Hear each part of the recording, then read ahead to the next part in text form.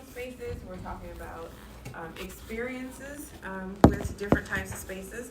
And we're going to hear from Justin Smith, we're going to hear from Deidra Lawson, and we're also going to hear from myself. And we're going to each speak for about 15 minutes, then go ahead and get some questions and answers. And we're pretty much going to solve blackness in this room today. Okay, we're going to figure out what it is that we need to do and what needs to be done with us to be better and greater when we leave out the room. So let's go ahead and give Justin a clap to get started. All right, good evening, everyone. My name is Justin Smith. I attend the University of Wisconsin Oshkosh, and I study interactive web management with a bit of a focus in information systems, but no stranger to black issues in my life and the lives of people around me, of course. So my presentation, the challenges of constructing blackness in predominantly white spaces, is to me a collective experience that many of us as first-generation African-American students that go to predominantly white institutions may face. And as we are all in the realm of academia and share that collective experience, I'm sure that we all may be able to resonate to some of these issues that are going on within the 21st century. And soon I will be giving you a bit of a history lesson to when this issue starts to change. So let's begin. In 1823, the first African American to obtain a bachelor's degree in the United States, his name was Alexander Twilight. He gained a bachelor's degree from Middlebury College in Vermont in 1823, and being the first African American to gain that degree, he also was able to go on to serve in the Virginia state legislature, and that's huge. 1823, that's still about 32 years before the abolishment of slavery. So, his family could have been slaves, as well as voter suppression, to even be in legislature. That just the odds of that happening is just so outstanding. And now, currently, we have 5,300 universities within the United States, all granting African American students the opportunity to, pursue an education. We're all here for different things, but at the same, we're here to gain a degree, move on to better places in life, and just make ourselves proud. I bring up that notion of those colleges allowing us to go to obtaining these degrees because education is a fundamental key in order for all of us to gain a brighter future. And to this day, higher education has been principally considered by the African American family structure as the direction for many of us to move forward where our parents could not, our grandparents could not. In my case, I was able to read census records for my family. I have grandparents that couldn't even read, so it's, for me to be in the presence of you all right now, saying these things to you all, informing, is just a great honor to me. In high school, I remember many of my family members telling me that there was one way to get out of the area, and that was education. I'm from Milwaukee, Wisconsin, so very far from here, but I'm thankful for that. On top of the 2012 murder of Trayvon Martin, there was an even greater push for Black people to become more educated, to become more aware of the things that are going on, the political climate. We all know, right now we're in a state of emergency throughout the United States, and the best thing that we can do is to be well informed and to make sure that it is our duty to inform those that aren't doing it for themselves. With that being said, getting accepted is one of the easiest parts, I guess, of the college experience. You might not have got into your dream school, but getting accepted to some college is it is a good chance of that. And one thing is that Black students are being thrown, that aren't going to HBCUs, into predominantly white institutions with no idea of how to maneuver in that space. And this is where I would like to take off into my presentation, saying some of the things that are hindering us from finishing our degrees, seeing some of our friends drop out and become victims of an institution that never wanted us there in the first place.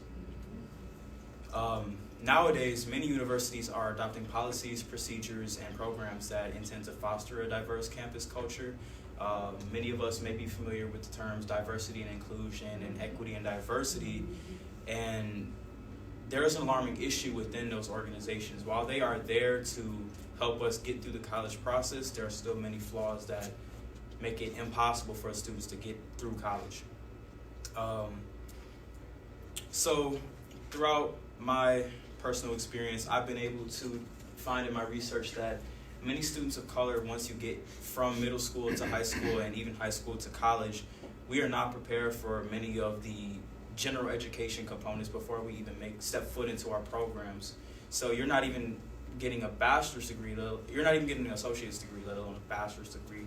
That's, money spent, time wasted, and some of these students do not go back to, continue their education. I found that only 57% of black students across the nation have the math and science preparedness before they even reach into college, in comparison to Asian and white students that are also on their campus and in their high schools.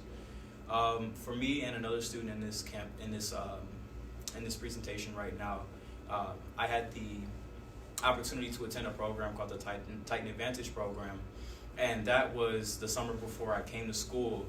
We took 6 weeks on campus, we took 6 credits, and we did all that for free. We got 6 credits towards our degree. I was able to start out of school with a 4.0, and that's just a big thing to be able to feel like, I can do this before you even really get into it. But the thing was, with those programs, you're taking math and you're taking some sort of humanities, and a lot of the 40 students that were in there were underprepared for math, and I was one of those. I was at the lowest level of math possible, and I passed it. Once I got into the school year, I failed the next level, retook it, and then eventually made my way out of the math courses. But out of the 40 students that did go through that program, I think now into 3 years of being in college, there's maybe 8 of us left. And every year they do this program, and it's getting better and better, but you still see people that you knew from your city not making it through college. And, to be able to speak on their behalf is, something that I never thought I would have to do. And while I do accept some responsibility for not having the best study skills in high school, it still falls on the K-12 system of not preparing our students with those things. A lot of these students come from urban areas where the teachers may not look like them. They may have outdated textbooks. The funding might be cut. Food might not even be available. You might not even have a functioning breakfast program. And that's something that I found very alarming. The national average for African Americans to graduate from a 4-year university is actually 6 years in their undergraduate program, and more than half of us are on financial aid of some sort.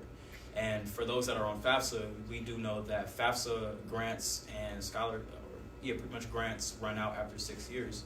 And if it's taking African American students 6 years to graduate from an undergraduate degree, once that money's up, they're done, and that's it, period. And the way I would like to tie this in with how this is a problem for the diversity and inclusion offices and equity and diversity is that we first must realize that there is a difference between the two. I feel that a lot of faculty on campus may put them in the same ship, but they are not. Diversity in of itself encompasses all the human differences that affects us and gives us our place in society, which could be our socioeconomic status, the languages that we speak, race and ethnicity, which are all important to self-identity. But then also when it comes to diversity and inclusion, it's in the hands of the universities to find ways to organize. Oh, sorry, I missed the part. So when it comes to diversity and inclusion, the difference between inclusion is that it's encompassing everybody. Everybody must be treated on the same pace and level, but black students are not at the same level as Latinos or the Asian students on campus. Everybody is at a different area in their education, and we are lacking, as you can see right there. But so when these programs are placed to students in freshman orientation, they are giving the students, this is what you have, this is what you can do, and they may assume in some instances that the problem is solved, but I would like to argue that the problem isn't solved. You're not just uplifting these disadvantaged students and putting them on the same playing field as everybody else. You're, from what I've seen, catering to those that are willing to accept that change from the beginning. One thing I noticed is that, some students are, I'll go back. So the Titan Advantage program that I was in, we were given those tools, we were shown how to use them, but then students that started off straight into school the first day may not have known to talk to the Center for Equity and Diversity, may not know that there are student support services and trios and scholarships and things of that nature, all of which play a factor into how well they are going to get through school. And this is essential because more than half the students that I found in my research that are African Americans are independent, which means they're balancing full-time school, more than part-time work, and studying.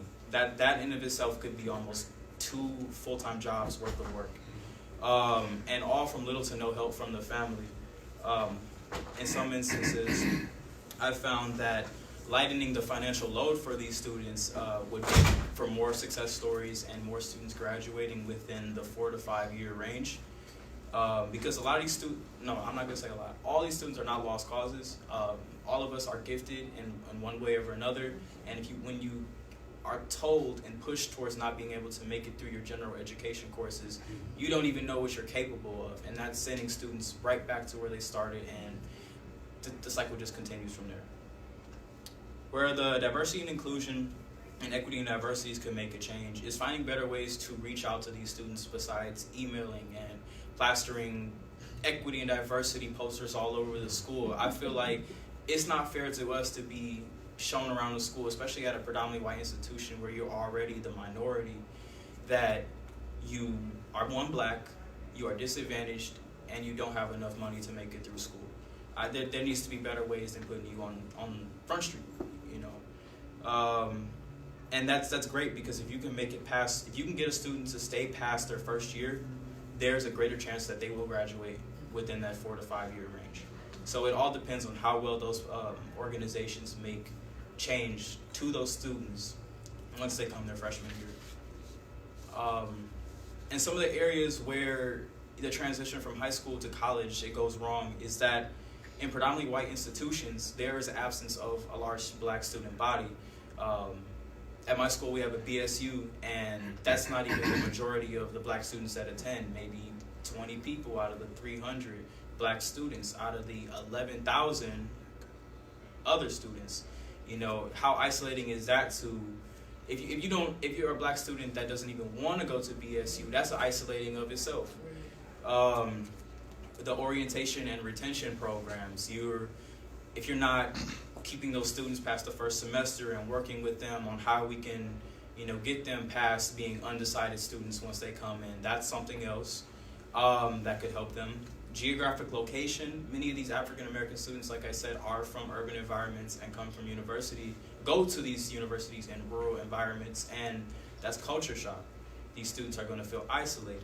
And if you are a black student in a rural environment, if you do not find your environment in that area, you're not going to want to stay.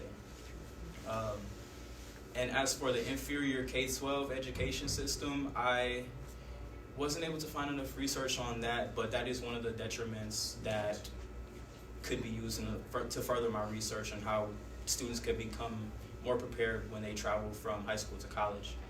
And that's something that I had coming in. I didn't have the best education coming in because it all started in middle school with a poor foundation. I did bad in middle school, did bad in high school, and then I had to pick up the pace in college, and not everybody is able to do that. Across the board, the direct relationship between African American students and their campus experience depends on what the university can offer them. I don't know for any of you all's other institutions, but there is an incentive to get good grades called the Lawson grant. And if you get a 3-point average or higher, that's $4,000 given to you as a grant for 4 years. And that goes a long way. And in conclusion, I would like to say, if we would like to make change for these students, it all starts at talking to your school officials, your chancellors, your deans, and letting them know that this is a serious issue. And one thing that hinders us as a people from making those changes is there's one or two, maybe three, or a small group of people that will actually speak up on these things. So I encourage you all to, even if you're not at a predominantly white institution, there definitely might be some problems going on at your own institution. Meeting people, asking what are their issues on the daily, and tracking those things and asking them, are they willing to meet about it, and having somebody in the university talk to them about it. A lot of the people in this room are from UW Oshkosh. Joy right there started a food pantry because she realized that all the black students on campus were food insecure. And that's at a predominantly white institution in the middle of a sundown town in Oshkosh. If you can do that, you can make anything happen with the right idea and the right execution. Thank you.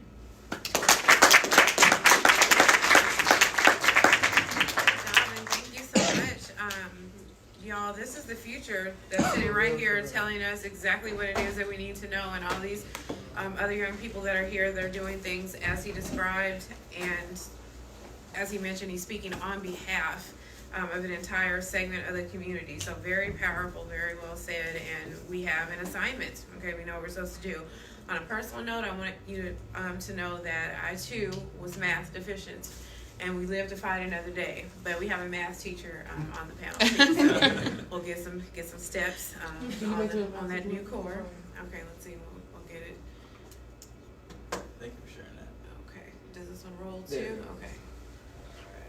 Alrighty, so we're going to transition, and I'm going to apologize on behalf because I never know how to use the clicker correctly, but we're going to transition to Deidra Lawson from Educating While Black, and we're going to look at that K-12 piece that Justin was just mentioning. He needs a little brush up, and by a little I mean a lot of brush up. Lot. So let's give Ms. Lawson a clap, please.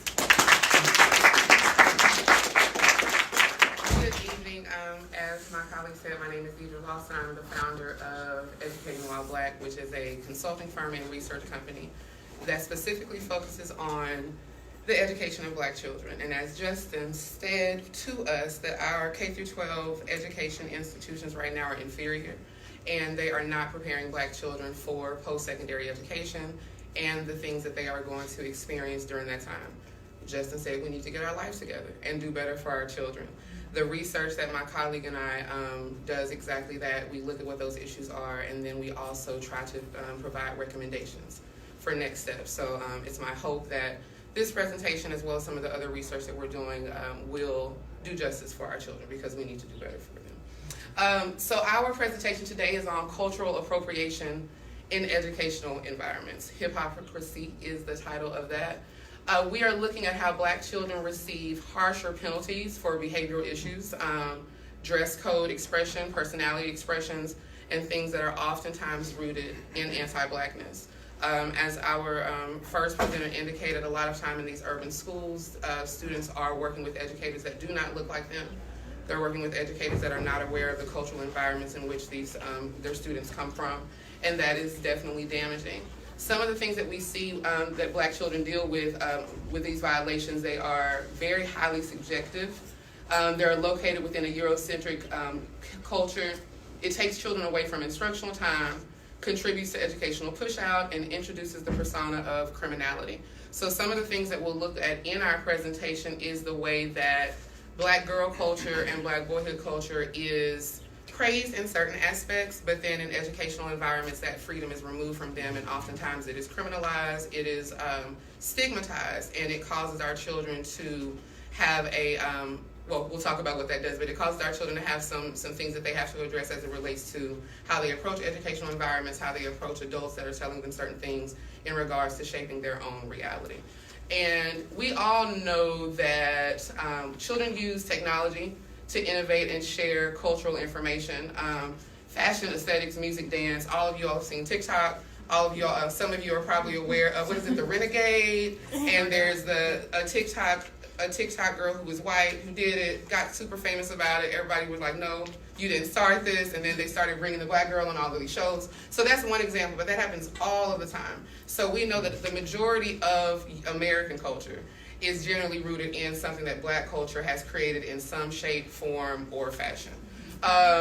From fashion to aesthetics, music, visual cultures, speech, social rules, and all of these things at accelerated levels. When we have these inside of school cultures or in school environments, it's very interesting how the adults choose what's allowed and what's not allowed. Africana students have an outsized influence on youth culture. So youth culture is basically black culture. We can argue about that if you would like. Black culture is the center of trend. We should not use this font anymore.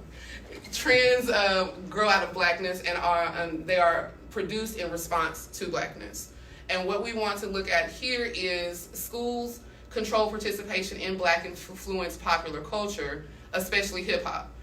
Culturally cited in uniformity, reduction of distractions, and preparation for professionality. So there are certain things that are stigmatized in black children, and it is stigmatized under the guise of this is distracting to other children or it's not proper in the campus environment. But what you'll notice is it just depends on who's doing that.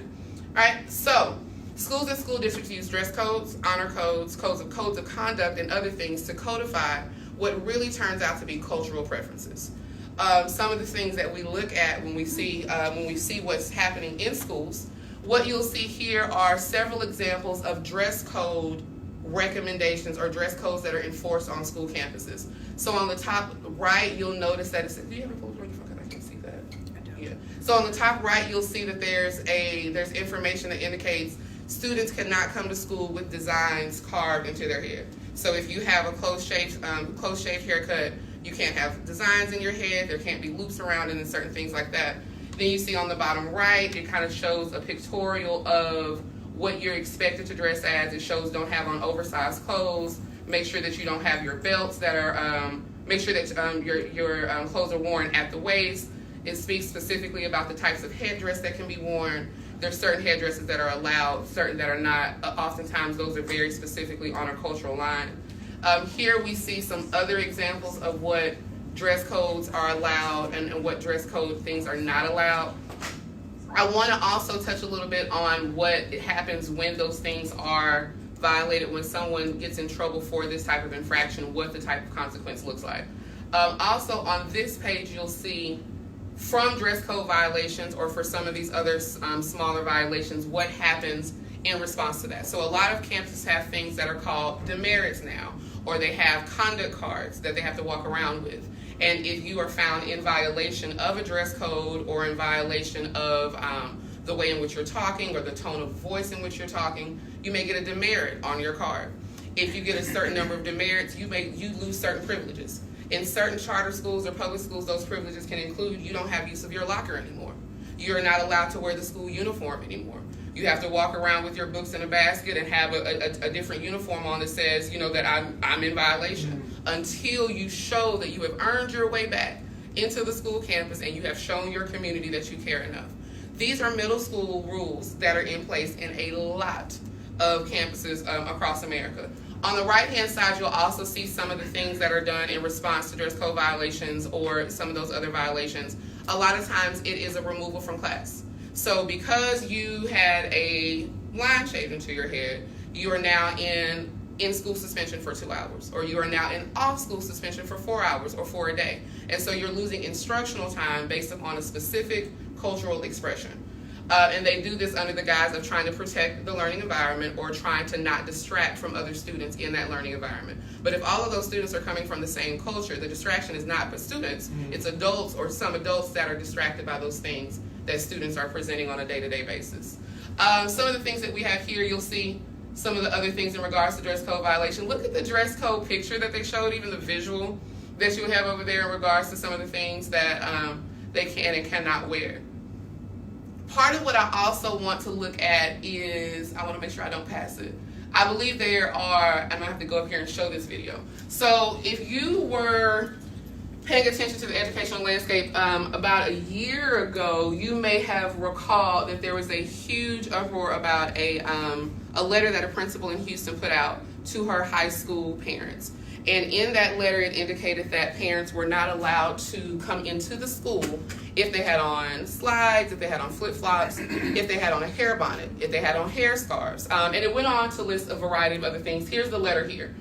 So some of them are no satin caps, no hair rollers, no pajamas, and a variety of other things, okay?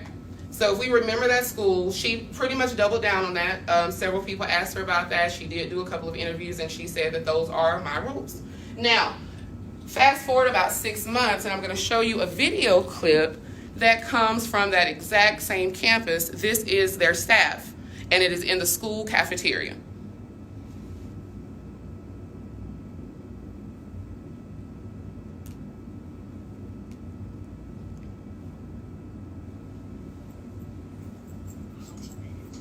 Uh-oh. We reach out to our viewers, we get their responses. It's almost an interactive show because we get your comments. Social media plays a Are you all able to hear that, or do I need to try to? Okay.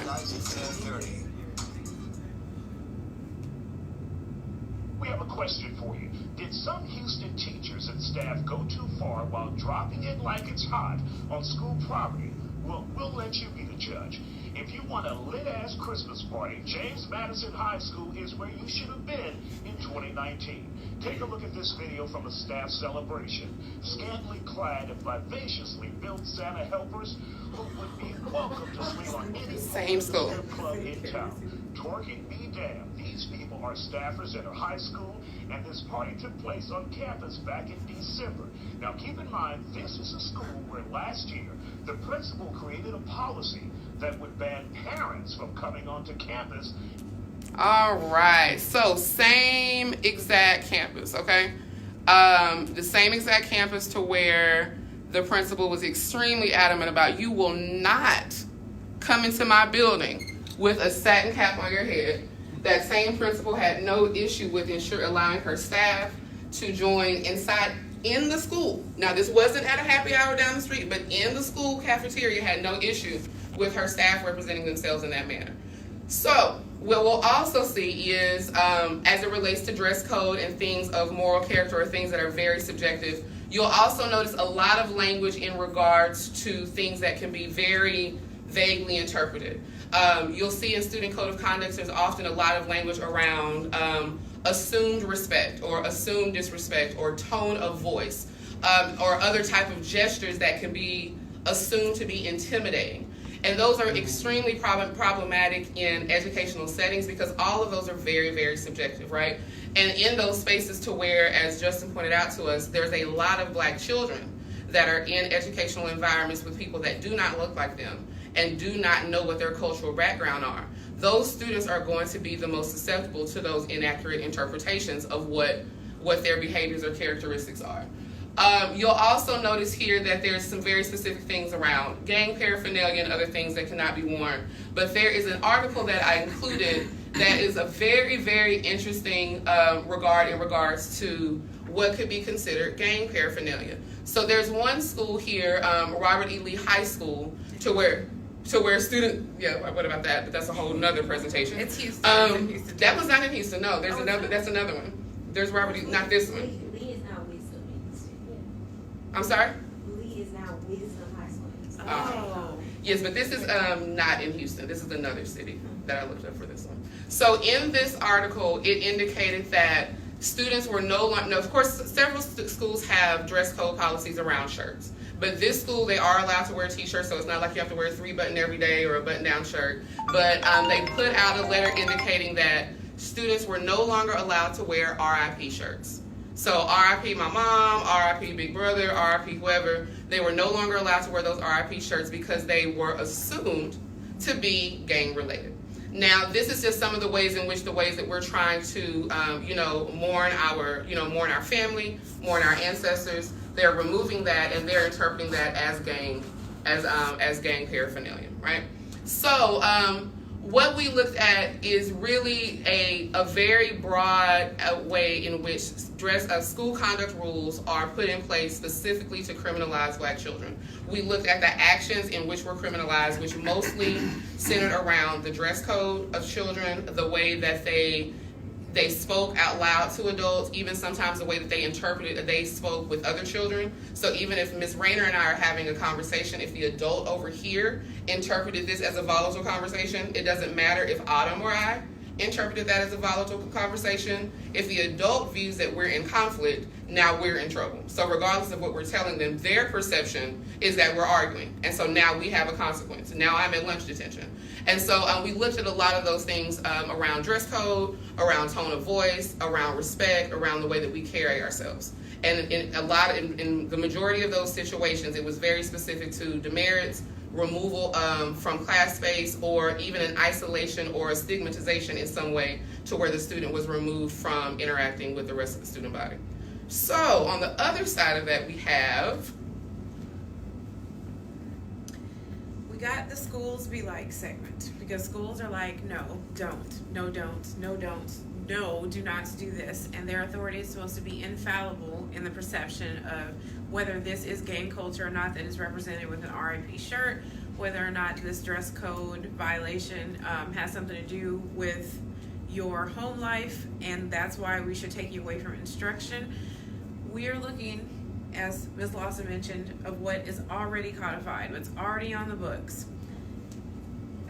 And then we see schools actively and purposefully using the same youth popular culture and hip hop culture to relate to students. So it's one of those do as we say subjectively, but certainly not as we do. So we just have a couple of examples, and the way that, we'll discuss how our study came to be in just a bit, but these are pictures that have been published on Twitter by people very excited to show off their new shirts and their new paraphernalia and bulletin boards and all sorts of cool stuff that they have there. Is this the one that says, or excuse me, my eyes, no, I see that one, but it says 7th grade is on point, yes, is what their t-shirts say, and their scheme for this event is the marathon continues, that we know that was Nipsey Hussle's slogan. All right, so we have an entirely different school, same slogan. They've also decided to bring the marathon continues into their school. And we have that whole staff, and their silly picture, of course, has to have peace signs, and we're posed a certain way, and we're mimicking sort of that Black youth culture. All right, so we've got a person in a Poetic Justice t-shirt featuring Pac with Nipsey's on one side, and then Nipsey's slogan on the other, and then a piece of our Black athletic vernacular when it says, I got next, which is something that if graded in a paper, as we mentioned, probably would not make it syntactically, but it's okay if they do it. So we have teachers helping other teachers create t-shirts. Y'all gonna make me lose my mind up in here. It's a DMX lyric. We know what a stellar role model he is to the children. So they brought that one in. Then we've got Jay-Z lyrics. I've got 99 Problems, and it's for a math t-shirt. Okay, so the t-shirt reads, I've got 99 problems, but you're going to show your work on all of them. Okay, you're going to show your work, which sounds clever and really, really cute. Okay, so it does. And no one is posturing that it's not.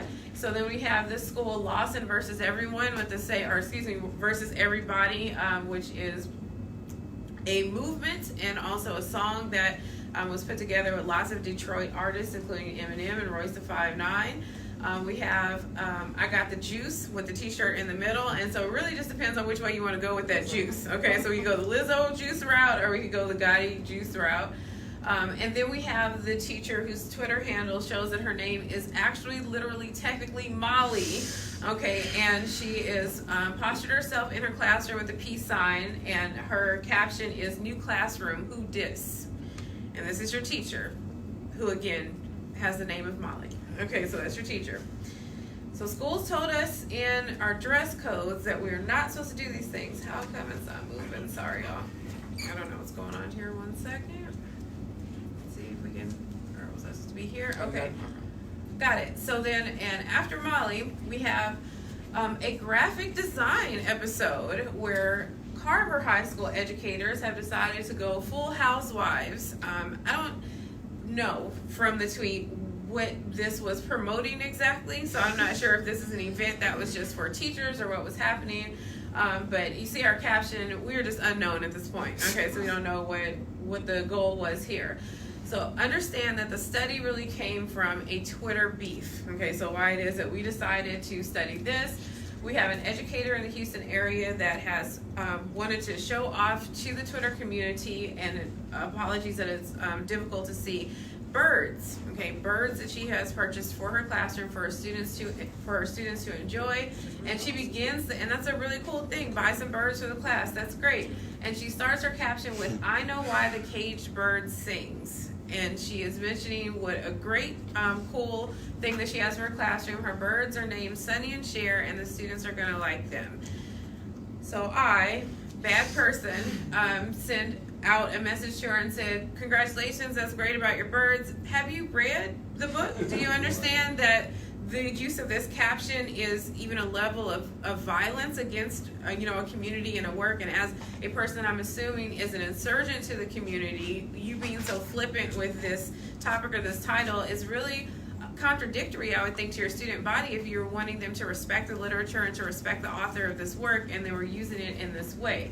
And so we decided, Ms. Lawson and myself, to find out if this was kind of a one-time occurrence. Our anecdotal experience says, of course, that it was not, that we ourselves have seen people use hip-hop when they want to teach math facts in the classroom, and let's do a rap about it, or let's do this project on this person to kind of bring it into children to relate to them in a certain way, but then at the same time stigmatize these children for using their own culture. Okay, so when we talk about cultural appropriation, we're really talking about intra-cultural appropriation. So are these people that have access to the same community, can they use it? Sure. But what they are posturing to the children is that when you enter this door, when you leave out of the community and you come into this place, that part of your culture has to be muted, or that part of culture needs not to exist in here, and that it runs antithetical to professionalism and the future that we aspire to for these children.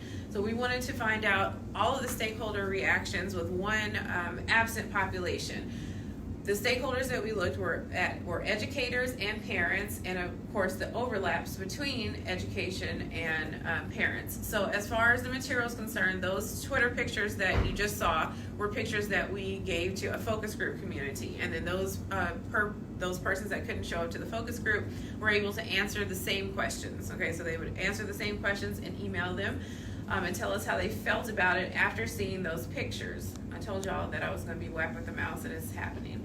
All right, so we had educators, we had parents, parent educators, we have just some details about their demographics. So we had 16 participants, we had 11 and 5 for our split for gender. We had age ranges from 34 to 48, and everybody had a child that was, at least one child that was under 17 years old, so they would be the population that's looking at TikTok and forming these slogans in this culture. So we looked at them.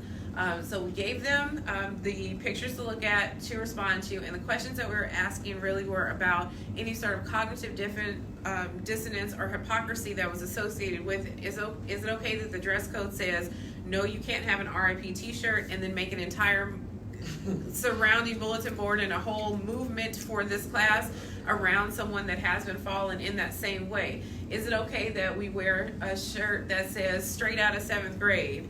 And that straight out of iconography is from a group that you could not pronounce their name to the students, or the students could not, or they would be penalized for that thing. So is it all right that we are saying you have to stay away from gang culture, and a very famous person who failed too early was a member of gang culture, and that was never a thing that was hidden or muted for the children?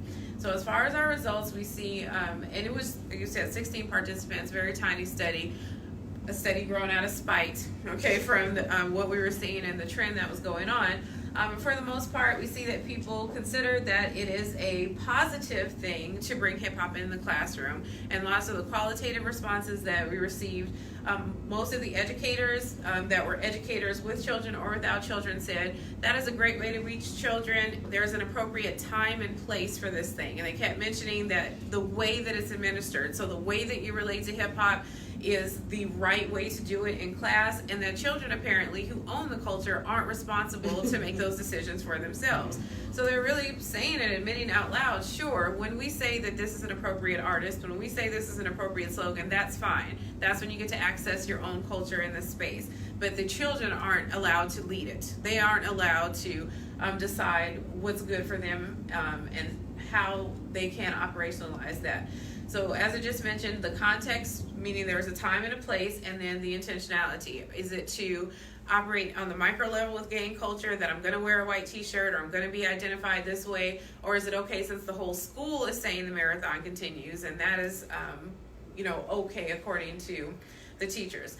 So I mentioned one absent population, and because this was something that we did really just out of wanting to find an answer to it. Okay, so an answer of why this thing is happening, how people feel about it, and then what we can move on to improve it. We really left the kids out. Okay, we need to ask the children how they feel about it. All right, so that would be our next focus group, our next qualitative data piece, is to ask them, because when we think about the populations that they're teaching, we have second grade teachers, third grade teachers. They don't access DMX in the same way. They don't know the Jay-Z lyric, okay? They don't know that. They just know that they're trying to be hip or edgy in some way, and that's sort of cliche, okay? So when you try to reach for the reference from rap that's 36 years old, okay, and you're looking at an 8-year-old, then we can't really have that enmeshed with the type of culture that they're trying to mute, that they're trying to mute, that they are relating to. And so that is how we got into a Twitter conundrum with a person and decided to try to do something about it, and to know and to spread to you that intercultural cultural appropriation is a thing. Not all of us have access to every single one of those community pieces, and when we govern to the children that we're pathologizing their behavior and then spitting it back to them, that's very colonizer of us, okay, when we do that. And the next slide that I can't get to because I'm an old, simply says thank you. So thank you. Thank you so much, guys. Thank you so much for your patience and also for your good listening and your supportive head nods. We are going to get some questions and comments going here. Please go ahead and ask any questions that you have or any conversation that you would like to have as a group or even with each other. So anything that y'all want to talk about, we have a few minutes to take care of that. Who's got something y'all want to talk about? Yes, ma'am. So I'm from Houston. What's up, Houston? And so I've taught in ISDs, and then I'm teaching now in a charter school, and everything seemed like okay until the day we got to like dress code, and I was just like, y'all are really intense about this. Like it's not that serious. In my opinion, it's still not. And all they've shown me is like all the time you've taken to actually take the hoodie off. It's just like time. And I would never get in trouble, but they would say like, oh, just make sure you're paying attention. Cause I don't even notice it. Or this person has on Crocs. Like I don't notice it. Like just don't come in here making all that noise so we can get started. Like that's my whole mindset. Like I just want y'all to come on in so we can get started. Is everybody here today? And so I know this will be my last year. So one big push I want to make to them is just think about the time that they're taking to manage dress code. Like I'm not saying don't have any expectations, but I just like think about the man hours it takes for people to log the merits because somebody doesn't have on the belt, but their pants aren't falling down, or the log that they don't have a big hip shirt on, and like it doesn't really matter. Like it doesn't really matter if we say we care about them learning, but we pulling them out of class and taking up time because of the dress code. Also, like, I guess I didn't even think about the ways in which people use hip hop in class, and they don't want kids to do that. But most of the teachers I've experienced don't actually act that way.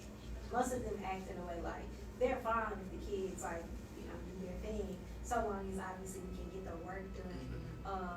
But I guess that is problematic, especially I went to Whitby, so to see that, it's like I didn't know white teachers started Whitby, but all of them were black when I was there. So to see Well, something Molly's like not. that. I said Molly was not. But now it's a whole other side. Something Right. was segregated for a while. Oh, wow. Because it's a magnet school. Uh-huh. So all the black kids are on the regular side, not the white kids Yep. on the magnet side.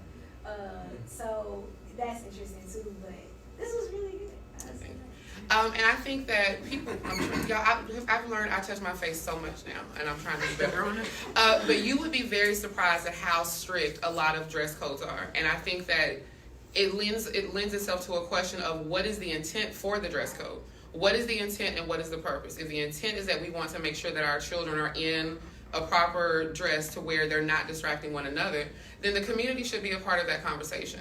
So like one of the things that I pushed, and I think it was when they realized they probably bit off more than they could chew, was the thing with hoodies. So middle school kids love hoodies. And so what I wanted to walk through was like, let's talk about the why behind it. So are you bothered that it's a hoodie? Are you bothered that everyone's not wearing the same hoodie? Why don't we just buy them hoodies? Mm-hmm. They just want to wear a hoodie. They don't care what hoodie is. For a lot of children, specifically inner city children with trauma, it's also a protection mechanism. And they're not realizing that, and all they're saying is it's a hoodie. And when you remove those things from some of those kids, like some of those children will fight tooth and nail for that hoodie because you're removing their security blanket. And so we can solve those problems differently. Bring a couple of the kids together. Bring some representatives from each grade level together. Let's design a sweatshirt for the school so everybody can wear their hoodies to school. But instead, you have teachers and other educators getting into a power struggle, and you're spending 20 or 30 minutes over this dress code thing, and the objective is not being met. So I encourage, parents and all stakeholders to be a part of those conversations and making sure that those type of things or those types of rules or codes of conduct, know what those are specifically for the schools in your area, because a lot of them are far more stricter than you would think. There's certain schools that do not allow children to wear any color socks except black. You cannot have a belt on unless it's a black belt. You can only wear a certain style of shoe, like you work at KFC. Like those are the only black shoes that you can wear. And I mean, and you have to ask yourself, why are we doing that? What is the point of us doing that? So this is something that I think our next steps, and I'm really excited about it, is to get these children focus groups together and get their opinion on the why. And I think one of the other things that's big about the hip hop context is, as a child, you're just confusing me. I'm not sure when I can and when I can't. And I think that's the biggest thing about that conversation with the whole it's a time and place. As Autumn said, children are old enough to have some of those conversations in regards to when we should do this and when we shouldn't. And it's just time for us to bring children into that conversation, bring parents into those conversations, so that codes of conduct and things that are created for campuses are really for the best interest of the community and not the comfort of the adults in those spaces. Can I say something really quick? Mm-hmm. I completely agree with the comments that were just made. I feel like all this has a ripple effect, because I was in the K-12 system not too long ago, and I remember coming up and my English teacher in like 5th grade would spend 15 minutes yelling at a kid, telling them, you're going to get written up because you did this, you're a distraction. And then, it takes time. And these kids do not go down quietly. They will fight you, or they'll fight the professors at least. And I feel like it's a ripple effect. I feel like it's, the teachers are supposed to be there for the students as a guidance mechanism. And that creates a disconnect on their own when they tell you cannot express yourself. And not being able to express yourself is a detriment to your self-esteem. I see this in materialism, coming up when you feel like you gotta have the new Jordans, you gotta have that nice car. You're wasting money that you do not even have, and all this starts in the classroom in 2nd grade. That's terrible. So I feel like, a lot of these things and letting kids express themselves is the best thing that you can do for a black child. Well said. I get right here and then right here. Go ahead. Oh, yeah. So listen to this. It's crazy, but I have a question. Here's my question. What about in the white communities, in skaters that try to dress like hip hop? Are they getting policed the same in terms of the dress code when they're dressing identical? Great question. If you notice as a trend, when you look at the dress codes in suburban school districts, they're going to be far less lenient. For example, the school district where we stay, they can wear any color pants, they can wear any type of top. I mean, you can do everything except 1, 2, 3. You can do everything except have drug paraphernalia on your shirt, cuss words, and ripped jeans, ripped holes and things. As opposed to when you're in a inner city's campus, it's going to be you must wear this, and this. So it's basically I'm prescribing you the things that are allowed.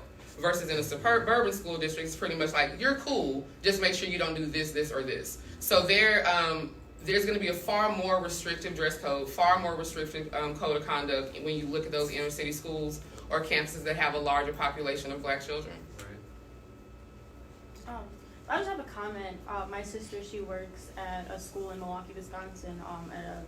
It's a private school, and over the summer she was doing this program, kind of like getting trained so that she could be able to work at like a higher position than teacher's aide or whatever. And what she was telling me was that her and her like black coworkers had noticed that a lot of the people that were applying for the program to be teachers, the white teachers, were kind of going in with, you know, that white savior idea of, they're kind of going into the situation already putting themselves in a place where they know they're not going to relate to the kids because they have to be this big hero and save them because, you know, it's a low-funded school, or they think all the kids live in poverty and don't have parents or whatever. So I just wanted to add that because I think that's a part of the problem too, is that you have these teachers that don't relate to them in any way, and then come in, it's kind of insulting to already go into the situation when you see a black child and thinking that, you know, they just need your help and you need to come into their lives and rescue them. And change them, right? So you have to make a whole bunch of stuff wrong so you can feel right by correcting it. Okay, you do. We had 2 hands up over here, right here. So I just want to make a quick comment. So this, first and foremost, great presentation. And but y'all's comments, y'all's presentation, specifically the hip hop aspect, made me think a lot about like my experiences as an educator and about how using hip hop can even like basically there's even restrictions on educators.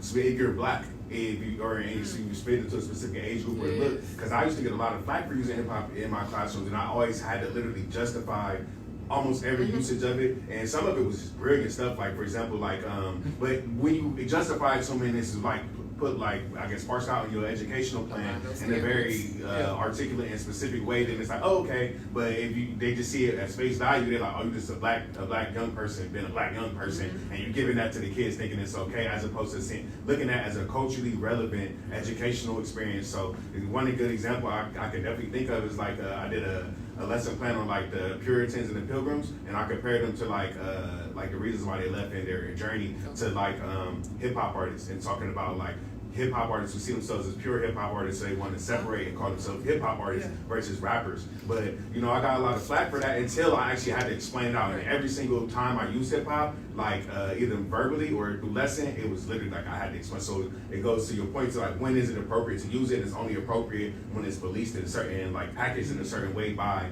hierarchy. Right. So it's really interesting. Got it. All right, I see this side of the room in 1 second. We got one over here. Yeah, just echoing what a lot of people said. I taught at NCBS Presentation outside in Houston, so a charter school context. Yeah, and it's interesting to me, like with the uniform. So you have these charter schools, and these students have to wear like khaki pants, shirts tucked in, versus these very rich private schools, and they're wearing suits. So what are you preparing your students for in the work? You know, are you preparing them to be like low level type students? And you know, right? You talked about KFC. Are you preparing them to be executives? And related to that, like if you're treating students as people that need to be obedient, and you're you know rearing them up in that way to say yes ma'am, no ma'am, and take commands and not question authority. I got to college because I was raised that way, and my professor was like, "Why are you saying yes ma'am to me?" Because what they reward, especially with white students, not as much as black students, is like that attitude, entitlement, and a go-getter attitude, and like people who feel entitled to like push back on the professor and things like that. And so I think about in suburban schools where white students are encouraged to argue with the teacher or to negotiate, right, and things like that. Versus, that's an excellent point. Yeah, in black schools where it's like, don't I say what I said, you know, kind of thing. So it's like, how do as a teacher you, back to your point of like allowing them to be the creative agents that they are and aid in the creation of like this. So it's more of like I don't know, something more dynamic to where it's not like do as I say. And we're training students differently. So like you said, at a upper echelon private school in Houston, you're gonna see a Socratic seminar almost every day. Right. There's discourse happening between students. The student is challenging the teacher's thoughts. They're having conversation around it. In an inner city school, and I'm not saying every school, because there's amazing teachers that work their way around it, and my brother here who lets them have those kind of conversations. But on trend, it's going to be quiet, listen, this is the facts, understand it, and regurgitate that to me. And like you said, because the intent of that is for that learner to become more submissive to what they're being told and to not challenge that. I'm not going to get too deep into that, but I think a lot of that is on purpose, and I think that we have to push back against that as much so and with as much intent and purpose, because I don't think that's done lightly. I think the intent of the public school system is that. That's not what our research is about on this one, but I believe that the intent of the public school system is that, and we'll continue to delve into that and to figure out what parents and community stakeholders need to do to push back so that our children do have those exploratory experiences. Because we know Black children or Black people, we're an oratorical people. We talk about it. We need to converse about it. We learn in a cyclical way. And when you remove that from us, that's why we're disengaged. That's why our children are falling below in math. That's why we're annoyed and we don't want to be in class, because we're not allowed to participate in the learning in the way that we're intended to. That's true. I'm coming right here in 1 second. Please do not forget your question or your comment. I wanted to kick out to Justin really quickly, because a lot of what we're discussing is the children not being allowed their God-given agency to make these choices for themselves that are not necessarily a distraction to the educational environment. It's more of a distraction to police this thing than it is to just let it be and just let them kick it, as you mentioned about the hoodie. So I want to ask Justin, and I know that you got some people here with you. Where's all Justin's people? Okay, well, what's up, Wisconsin? All right, so there's a whole ocean of the future out there. So I know that we're going to get to your questions and comments, and if Justin will allow you, as he is the panelist here, to chime in as well while you're giving it to us. I would love for you all to discuss what you are doing now in college to reclaim some of that agency, to make spaces for our brothers and sisters that are there that do feel isolated. So after having 8 years, 9 years of this compulsory, no, you cannot do this thing, what are you doing when you do have a student program board, or you do have an ability to make an organization? Like that food pantry that you mentioned. Tell us some things that you're doing to reclaim some of that agency on your level. Yeah, well, me and Alex back there are starting a charter for Alpha Phi Alpha on our campus. Be happy to welcome you. So that's something that's new to campus. We haven't had a Alpha charter since 2002, and probably we will be starting our own. So hopefully the guys that are on campus, we've been reaching out to them, thinking of initiatives that we can start. But we also stay involved in BSU and some of the other multicultural organizations that are on campus, and our faces are pretty well known on campus because we always attend a lot of the things that are going on. So I don't know if anybody else in the crowd can speak to things, but I'm not Go ahead, y'all talk.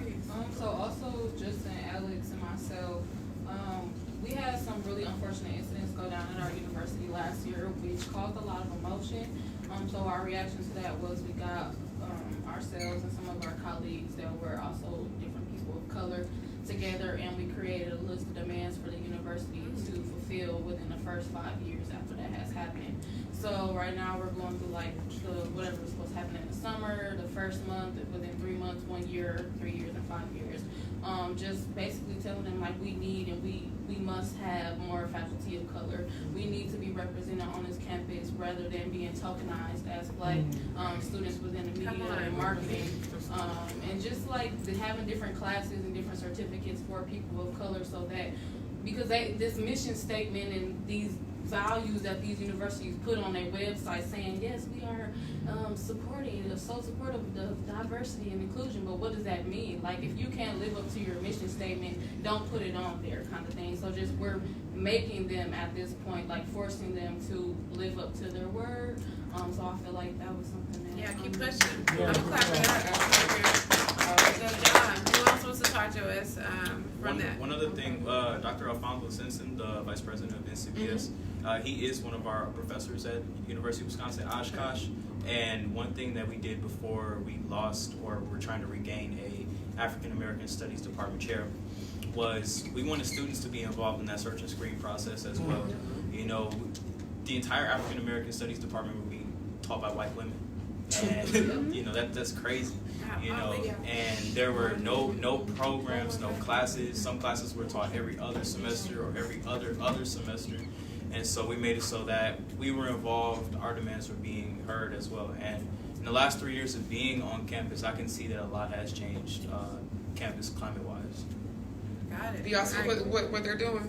So if we give them the range, they can do it. I'm just extremely proud to hear what you all are doing and what work is being done. And if we have to make sure that we're preparing our children properly to be advocates for themselves. Because as he said, this is coming from spaces to where they specifically say that the K-12 institution failed them. So imagine how powerful they can be when that K-12 institution does not fail them. Got it. Do we have, I'm coming right to you in a minute. Do we have some questions or comments over on this side? Go ahead, Mom. I just wanted to comment because it talking about the criminalization because of these school policies that they have. One of the high schools in Oshkosh, one of my professor's daughters, they just started their first BSU at this high school, and like all the white kids basically revolted against them, like, well, we want a white student union if y'all gonna have a black student union. And so one of the girls ended up loosely saying the N-word, and instead of her having some kind of punishment, she got put on an in-school suspension because she felt that the students in BSU were trying to jump her. And so when the girl who was like the president of BSU went to the principal's office, they told her that they can't keep looking back on the cameras to see what she's really doing because she keeps changing her hairstyle. So I just found out very interesting, like how those little things come into play. And then also with like the whole uniform thing, I went to a private high school in Milwaukee, downtown, but just being able to see how different like economic classes could afford certain uniforms, and you could tell which students could buy more than one uniform, and which students could buy which shirts and which skirts, and what kind of, if they would have stockings or if they wouldn't, and how they would perform in school. And that correlation was just, it was really bad, and I was just like, So that's really interesting. Okay, did y'all jump her though? I'm not high school. I don't go to that high cool. school. They didn't do nothing like that at all. Like, that she'd have been old. I don't want them to get in trouble, but I just no. Okay, I'm just checking. Got it. All right, do you have another number? Okay, one more this way. Yeah, so I just kind of had a question going, kind of in the other spectrum of the idea. My mother is an educator and she teaches middle school. The middle school, well, it's a K through 8 school. Majority black, most of the teachers are black. And I've seen firsthand how they struggle trying to, do things such as incorporate hip hop or kind of listen to the kids, because there's a lot of times if you give them an inch, they'll take a mile and they'll go out of hand. And I've seen firsthand how these students, they'll get real, just, I don't even know, they'll really just take you to the point where you just they shut everything down because they have to. So how would you kind of, deal with that kind of aspect? When you want their opinion, you want to, see how they feel, but at the same time, it's like you give them an inch, they'll take them out, and they'll get out of hand real quick. So I think you have to look at, and this is not prescribing a solution at all, but there's definitely a holistic approach to creating a proper learning environment for any school community. And so I don't necessarily equate blackness to being able to relate to every single school community, because there's that really depends on your environment as well. So just like he said, like he may play a hip hop song to a group of students and they've never heard that song before, but he may have enough relationality to those children to get them engaged in that learning. So, but not every single black student or black teacher is even walking into a classroom space wanting to relate to all black children. There's classes black educators also. And so that's something that we have to look at. But I think as you're creating a holistic community, a lot of schools are already in a space to where the students are really rebelling. And in order to gain that control back and to recreate what that school community is going to have to start from the beginning in creating a true community school, where you put students, parents, and the educators in the room together, and we say, okay, what kind of campus do we want this to be? And we create a visioning from that, and then we work backwards. But I think you can't just come in right now to the space that you're describing, because there's a lot of campuses like that right now. You can't just walk into the school and be like, okay, we're going to teach everything through hip hop, and then all of a sudden the test scores are going to be 90%, because there's a lot of things that have gone wrong over a lot of years. And I think that it would be a disservice to say that there's like one specific curriculum approach, that could address that. But I think if we look at it, a lot of the majority of parents and students do not trust that the school system has their best interest in mind. And so a lot of behaviors from both parents and students is based upon that frame of reference, and a lot of it is just, rebellious. Got it. And if you don't have the range, you don't. So if you're not able to do that, then let's keep the same energy. So if it is absolute no, don't, because if we give them an inch, they'll take a mile, then you don't come in there with 4 miles. Okay, so then you don't come with a t-shirt. You don't do that. You keep it consistent then. And I agree with everything that you mentioned. Let's get back here. Oh, I just had a quick question for Justin. You was talking a little bit about some of the advancements at the school as far as the Black Studies program. So could you talk a little bit more about that? Like, as far as like either, like, is it more, did it get more faculty? Did they start to have more classes each semester? Yeah. Et cetera. Just anything that's more, I just want you to talk more about it. Like, Well, I'm not a student that's doing that program because it just wasn't appealing to me when I came in my freshman year. I did take a course, and like I said, it was taught by a white woman. But Dr. Alfonso Simpson, this is his first year teaching at our school, and I can say there's definitely been a push for him. And his wife also works at our school too. And I know he wanted to teach like Black relationship classes, like the essential classes that can only be taught by a Black person. Sorry, Dominic, you're in the program. You can talk Yeah, about so my name's Don Brooks. Also, like I go to the school. Obviously, I'm a step student, so I'm like Alfonso's like assistant, so to speak. I am African American Studies minor. So far, since Alfonso came, we've increased minors to 21 from 7.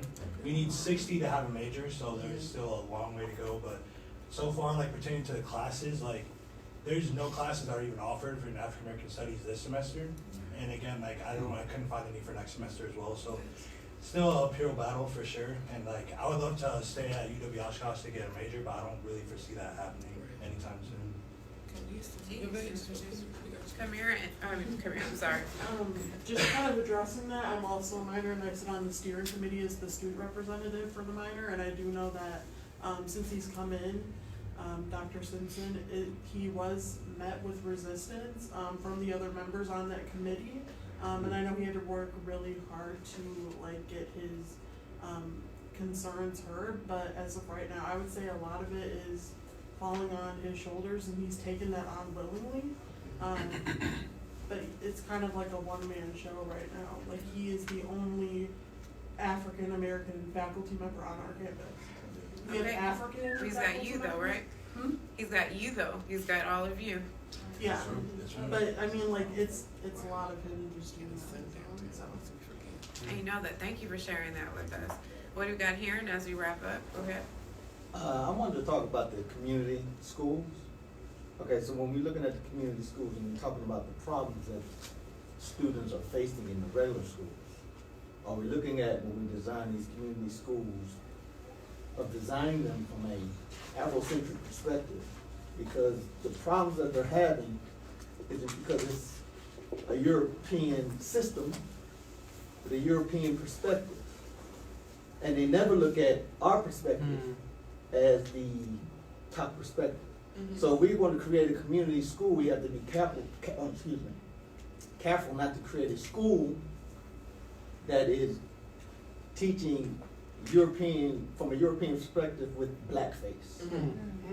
I absolutely agree with you on that. And I prescribe next step recommendations twofold, right? The public school system is funded through both federal and state funds. And with the exception of that, there are guidelines in which you must follow. But I do believe that there are very great examples in the U.S. right now of leaders, school leaders, that have been able to be successful within those constraints, with building a school where the community is fully in support of that. Do I believe that that's the overall best solution for Black children? No. I believe that the best solution for Black children is for Black people to be in charge of Black children's education.